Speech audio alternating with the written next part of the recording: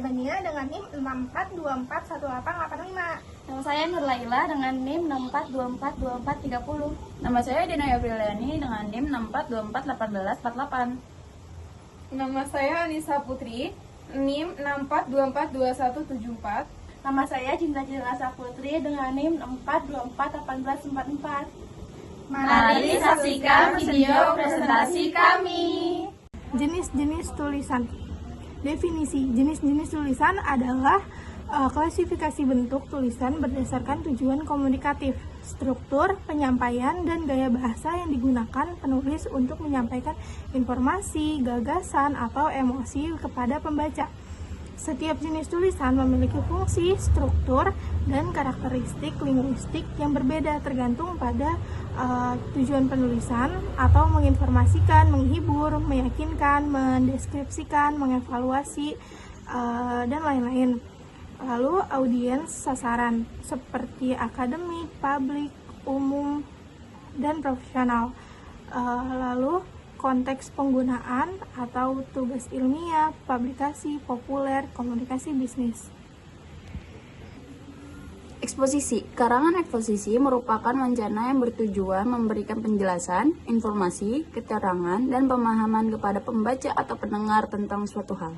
Tulisan jenis ini biasanya menguraikan sebuah proses atau suatu hal yang belum diketahui oleh pembaca atau proses kerja suatu benda. Sebuah tulisan ekspositoris semata-mata hanya memberikan informasi dan tidak bertujuan lain, seperti misalnya berpromosi atau mengiring pembaca agar setuju dengan apa yang dijelaskan di dalamnya. Jenis karangan ini dapat ditemukan dalam kehidupan sehari-hari di media massa seperti berita politik, berita kriminal, atau lainnya.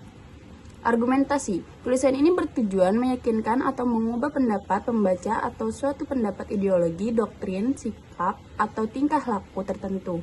Dalam tulisan yang bersifat ilmiah, jenis karangan ini biasanya digunakan oleh penulis karena sebuah karya ilmiah harus dapat meyakinkan pembaca atau atas topik yang diuraikan penulisnya. Contoh, pentingnya pendidikan karakter. Pendidikan karakter lebih penting daripada sekedar nilai akademik karena membentuk kepribadian yang jujur, disiplin, dan bertanggung jawab. Dalam kehidupan nyata, kecerdasan emosional dan etika seringkali lebih menentukan keberhasilan dibanding kecerdasan emosional. Dan etika seringkali lebih menentukan keberhasilan dibanding kemampuan mengerjakan soal. Selain itu, tekanan pada nilai tanpa penanaman karakter dapat menimbulkan sastra dan perilaku tidak jujur. Oleh karena itu, sekolah seharusnya menyeimbangkan aspek akademik dengan pembinaan karakter siswa. Persuasi atau ajakan. Karangan persuasi adalah karangan yang bertujuan meyakinkan pembaca, membuat pembaca percaya atau membujuk pembaca atas apa yang ditentukan oleh penulis. Yang dikemukakan itu dapat saja berupa fakta, produk pendapat atau hingga ideologi tertentu. Bidang yang paling banyak menggunakan jasa ini adalah dunia periklanan. Contoh, energi. Untuk melindungi Anda di tanah suci, persiapkan perawatan khusus kulit, wajah, dan tubuh Anda menuju tanah suci dengan energi sehingga kondisi cuaca, suhu, dan udara yang ekstrim tidak mengganggu kekhusyuan ibadah haji Anda. Energi skin care package akan menjaga dan melindungi kulit Anda tetap lembab, sehat, dan alami. Narasi atau kisahan. Karangan yang menceritakan sesuatu baik berdasarkan pengamatan maupun pengalaman secara nurut. Sebuah karangan narasi akan berusaha mengisikan suatu peristiwa atau kejadian secara kronologis. Penulisan narasi yang baik membutuhkan 3 hal, yaitu kalimat pertama dalam paragraf harus menggunakan minat baca. Kedua, kejadian disusun secara kronologis. Ketiga, memiliki fokus pada tujuan akhir yang jelas. Selanjutnya, bahwa sebuah karangan narasi akan tersusun dengan baik apabila menggunakan 1. Keterangan waktu. 2. Keterangan yang berkaitan dengan pekerjaan atau peristiwa. 3. Kata-kata perlihan yang menggunakan kihatan pikiran, kihatan waktu, kihatan hasil, dan pengantar. Deskripsi merupakan jenis karangan yang menggambarkan bentuk objek pengamatan aspek rupa, sifat, rasa, atau corak sesuai dengan keadaan yang sebenarnya selain menggambarkan perasaan bahagia, takut, sepi, sedih, atau gembira. Tujuan karangan ini adalah membantu pembaca membayangkan apa yang digambarkan tersebut. Ada dua pendekatan yang bisa diambil oleh penulis dalam mendeskripsikan sesuatu, yaitu pendekatan realitis dan pendekatan impresionalitis. Satu, pendekatan realitis. Pendekatan realitis dalam pendekatan ini, penulis seolah bertindak sebagai tukang potret yang memotret sebuah objek melalui kameranya. Dengan kata lain, penulis harus bersifat objektif, tidak dibuat-dibuat atau apa adanya. Dua, pendekatan impresionalitis sesuai dengan namanya. Pendekatan impresionitis bertujuan menimbulkan kesan dalam diri pembaca sesuai dengan impresi penulis. Karena pelukisan bertolak dari sudut pandang penulis, jadi sifat pendekatan ini subjektif.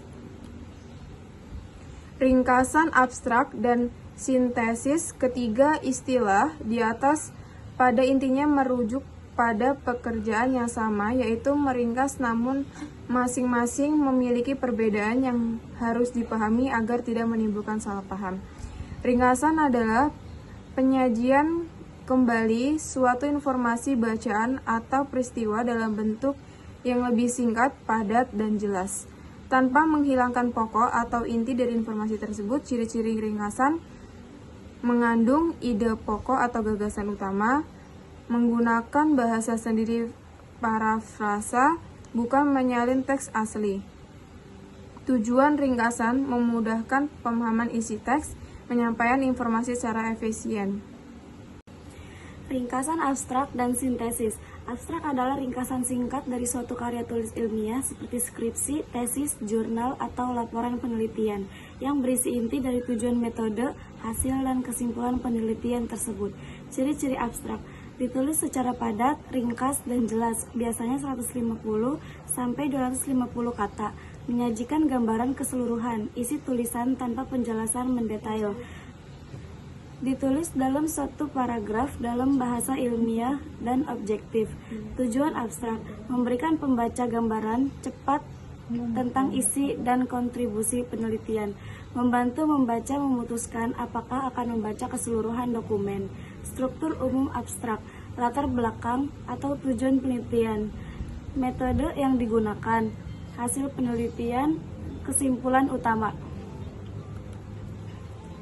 Ringkasan, abstrak, dan sintesis. Sintesis adalah proses menggabungkan berbagai informasi, gagasan, atau data dari berbagai sumber menjadi suatu pemahaman baru atau kesimpulan yang utuh dan menyeluruh. Ciri-ciri sintesis: menggabungkan informasi dari beberapa sumber, disusun dengan bahasa sendiri, bukan sekedar menyalin, menghasilkan pemikiran baru atau sudut pandang yang lebih luas, bersifat analitis dan reflektif, bukan hanya rangkuman.